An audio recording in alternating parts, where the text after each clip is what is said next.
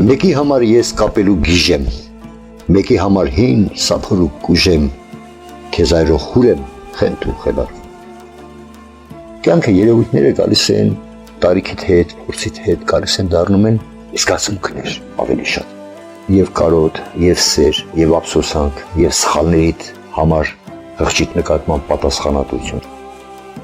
Եթե մարդը ստեղծագործողը երևույթները դիտում է եւ չափածում եւ արցակում, կամակամա ծնվում է նախադասություն։ Նախադասության ծնունդը դա հրաշք։ Ի սկզբանե էր բան։ Բնության մեջ ոչ մի բան ավելորդ չի։ Խոսքն էլ պետք է ավելորդ չէ։ Մանավանդ խոսքը։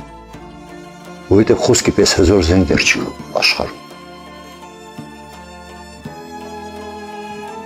Խոսելու եմ Սամվել Խալաթյանի «Փակուղուց այն կողմ» պիեսի մասին, որն առանց հուզվելու հնարավոր չէ ընթերցել, բայց փորձենք կառավարել մեր զգացմունքները, քանի որ գաղափարական մասն ավելի կարևոր է։ Այս ստեղծագործությամբ հեղինակը մեր ուշադրությունն է հրավիրում մի շարք երևույթների վրա, որոնք թերևս կարող ենք համարել ազգային առանձնահատկություններ։ «Փակուղուց այն կողմ» պիեսում ներկայացվում է սահմանամերձ գյուղ, որտեղ մի խումբ գյուղացիներ են ապրում։ Նրանցից ոմանք ցանկանում են լքել գյուղը, քանի որ ապագա չեն տեսնում։ Դպրոցում ընդամենը մեկ աշակերտ է սովորում,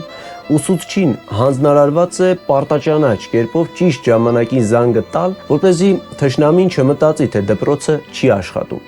Նույն նպատակով ամեն օր միացնում են գյուղի բոլոր տների լույսերը, որպեսզի ստանան շեն գյուղի պատկեր։ Ընթերցելիս մտածում ես, երանի հեղինակը հորիներ այս ամենը, սակայն ցավոք սրտի սա ճշմարտություն էր երեկ, ճշմարտություն է այսօր։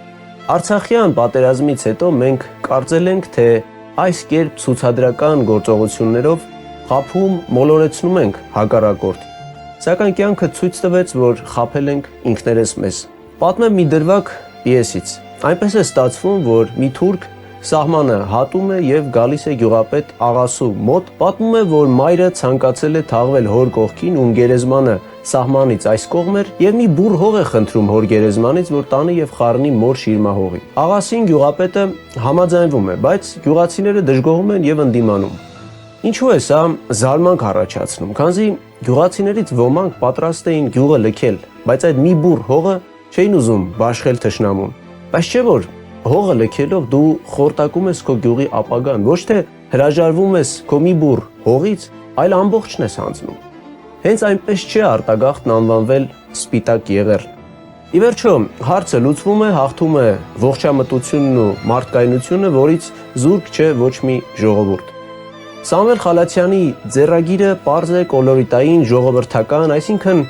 Խալաթյանը պահպանում էր հայ արձակի ավանդույթները եւ գալիս էր արմատներից։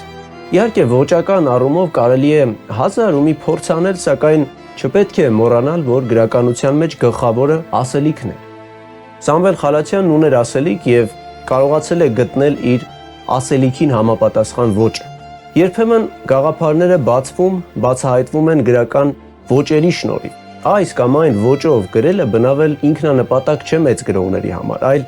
ասելիքը տեղ հասցնելու միջոց։ Սամվել Խալաթյանի «Փակուղուց այն կողմ» պիեսը ի ուրախություն բոլորիս կա համացանցում եւ ազատորեն կարող եք կարդալ այն։ Գլխավոր հերոսի գյուղապետ աղասու կնոջ ուրվականն այսպես է հակադարձում հուսահատված ամուսնուն. ապրողներդ չգիտեք կյանքի գինը։ Մի նահանջիր, արտդ մի ամայացրու։ Ամայությունը գերեզման է, գերեզմանը կյանք չի, կյանքի հուշ է, անդառնալի հուշ։ Ճիշտ չեմ համարում ամբողջ պիեսն այստեղ պատմելը, միայն նշեմ, որ հերոսներին հաջողվում է հաղթահարել իրենց ներսի ողբերգությունը, որն ամենևին էլ հորինովի չէ, հաղթահարել եւ գիտակցել, որ իրենք գերեզմանատան պահակ չեն, այլ այն գյուղի տերերն են, որի համար կռվել են, կրել զրկանքներ, դիմացել բազմաթիվ անարդարությունների, գիտակցել, որ կյանքը լի է դրական անակնկալներով եւ արժե ապրել հանուն կյանքի, որ ինչ որ տիեզերական կանոններով մշտապես մարդկանց նորանոր հնարավորություններ է ընձեռում։ Հաղորդումն ավարտեմ Սամվել Խալաթյանի «Ես դժգոհ եմ» երկիր բանաստեղծությամբ, որը գրվել է 2016 թվականին։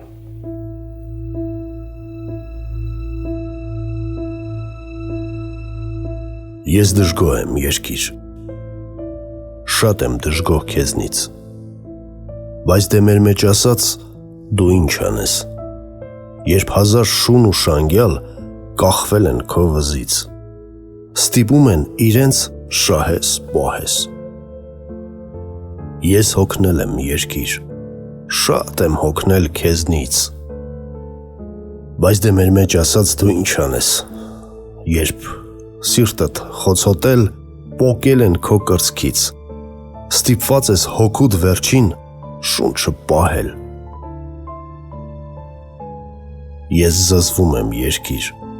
շատ եմ զզվում քեզնից, բայց դե մեր մեջ ասած դու ինչ անես, երբ ոսկորը ճերմակ զատել են քո մսից և կերպարդ շքեղ սոսկ կմախք է դարել։ Ես սիրում եմ երկիր, շատ եմ սիրում քեզ, բայց դե մեր մեջ ասած ինչ օգուտ իմ եսից, երբ վախվորած ու խեղճ փեշի տակ եմ պահվել, ձյու ծնկածի պես վախենում եմ էշից։ Հաղորդումը պատրաստեցին և ներկայացրին Տարոն Գլակը և Ռոբերտ Բալայանը։